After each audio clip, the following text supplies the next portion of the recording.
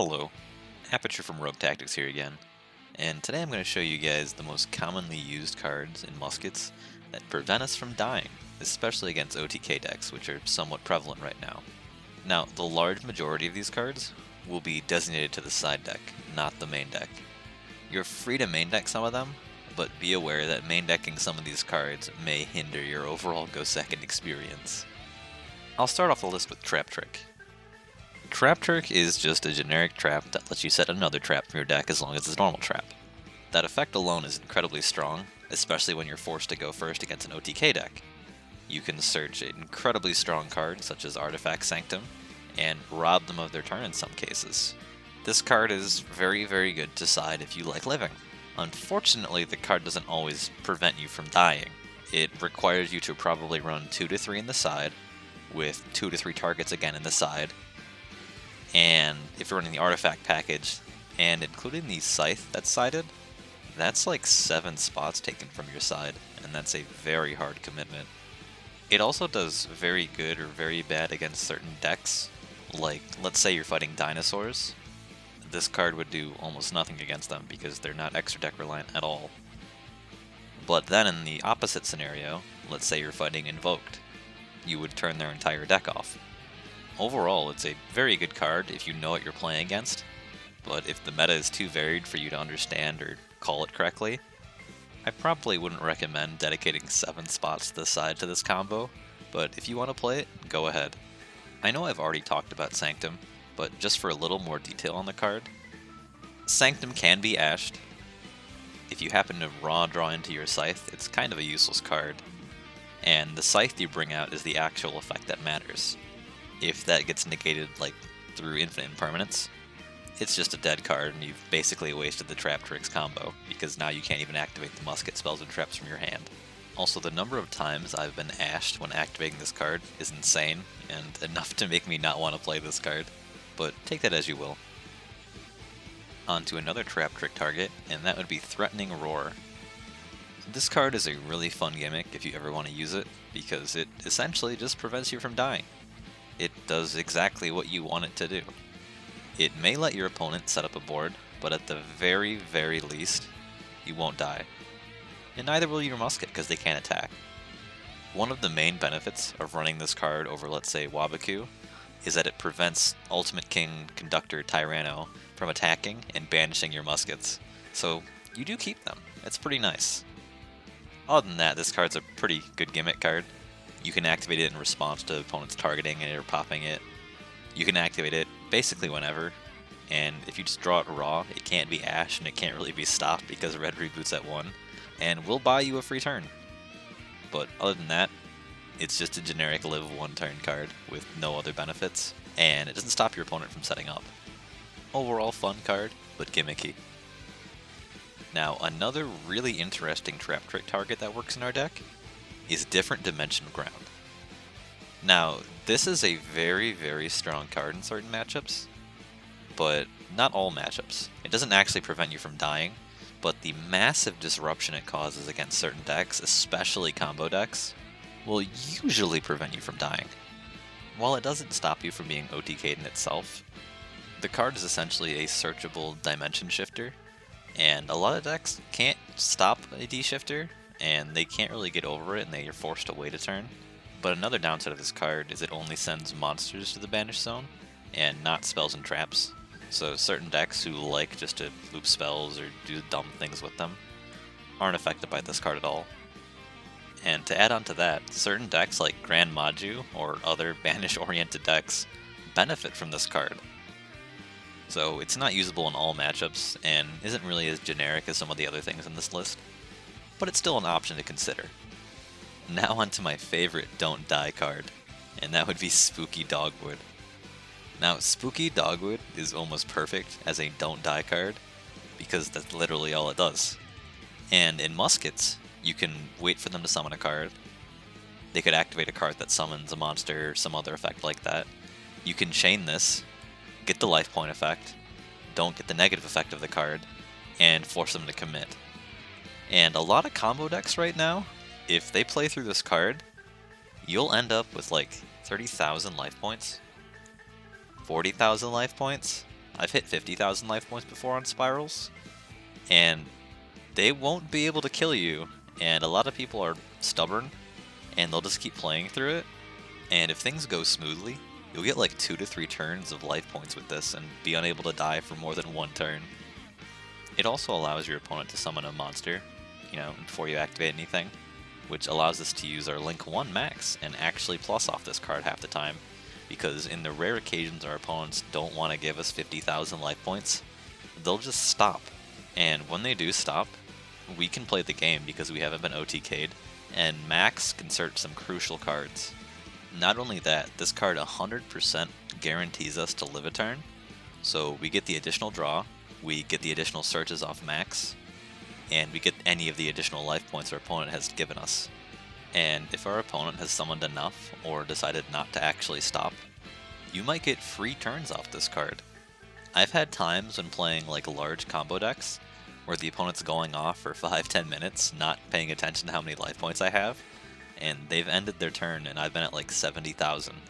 This is especially true for BA Block Dragon, who will give you like 2 to 3 full turns if they ever just decide to full combo on you through this card, and you can just use those 2 to 3 turns to draw other cards to break their board.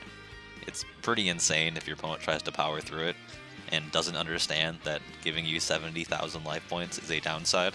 Out of all the cards in this list, I would say this card is the most reliable in letting you not die, just because its effect is literally don't die.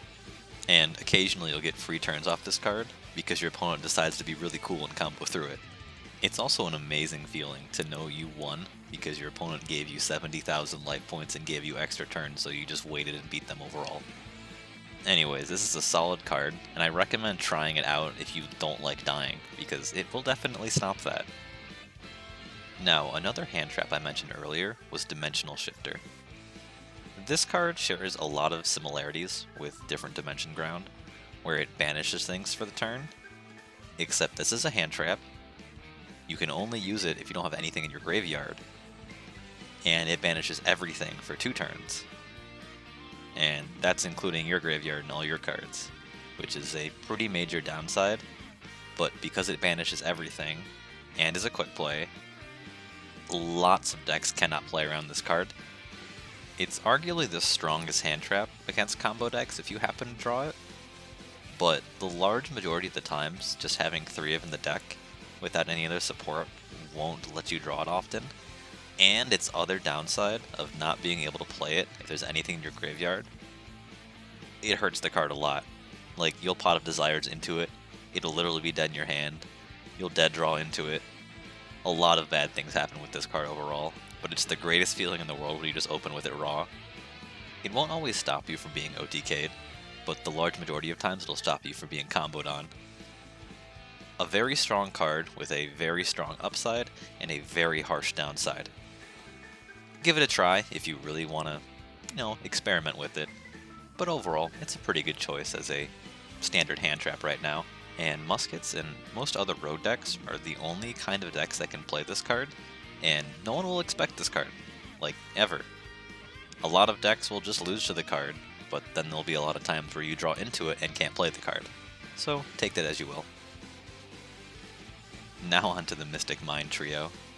I'll start with Demise of the Land, which is something I covered earlier. Now, Demise of the Land is a budget terraforming / metaverse, where whenever your opponent specials a monster, you can activate this card and just put Mystic Mine in the field zone. That's what it does. It does it great. Its only real downside is that you have to play Mystic Mine, which isn't really a downside in Muskets, but you can get Twin Twistered and then it doesn't go off.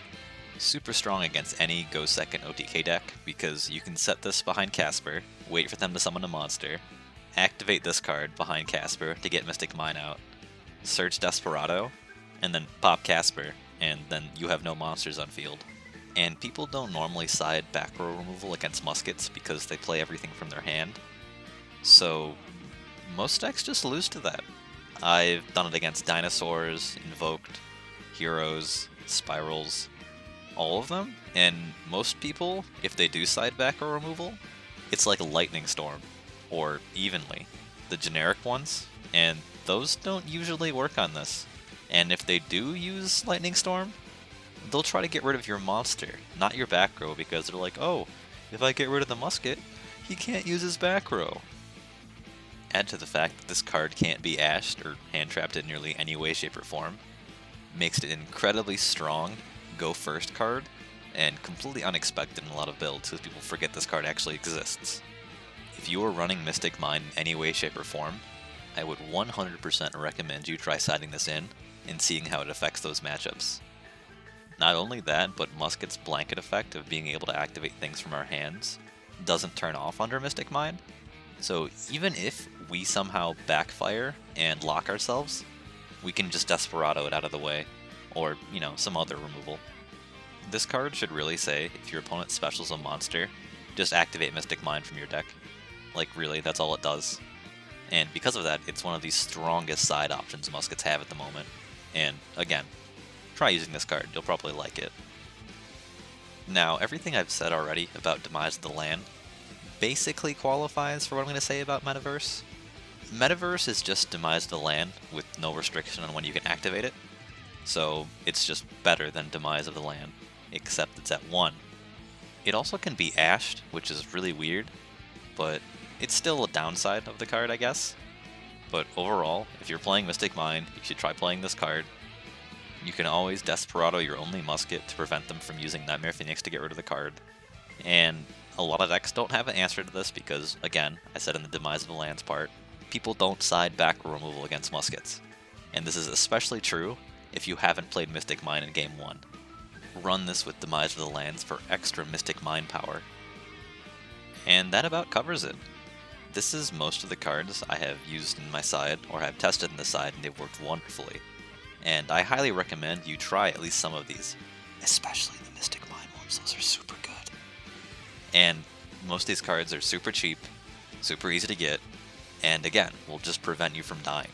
Because a smart player, or against an OTK deck, will force you to go first when they have the chance, and a lot of times if you don't have things like this sided, you will just lose that, like immediately.